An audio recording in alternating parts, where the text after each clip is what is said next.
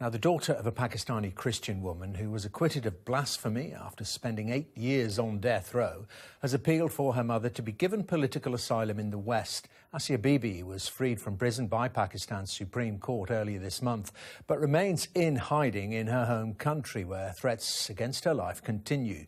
Our senior correspondent, Lisa Holland, reports. They are a family overjoyed that Asia Bibi has been freed from death row. But speaking publicly for the first time since her mother's acquittal, daughter Isham said their fight for freedom is far from over. Thanks God, she is free. And I hope that our entire family finally happy and free. Thanks to all of you for praying for my mother and for persecuted Christians. Asia's family are desperate to leave Pakistan. As Christians, they have religious enemies who want them dead.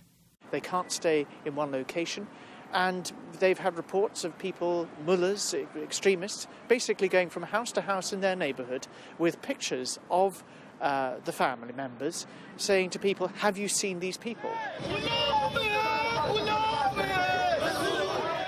There were widespread protests by hardline Islamists in Pakistan when Asia Bibi's conviction for blasphemy was overturned.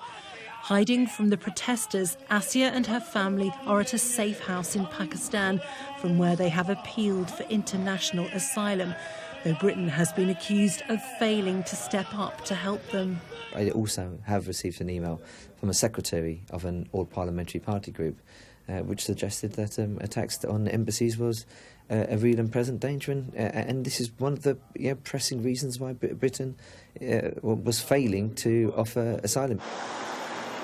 At the East London Mosque, many were aware of Asia Bibi's quest to leave Pakistan. The Muslim Council of Britain says it's nonsensical to suggest Asia Bibi is being denied asylum because of concerns of British Muslims. But some people we spoke to said a backlash could be possible. Can you see a situation that her coming here would cause problems on the streets? I cannot. It could be 50-50, you know.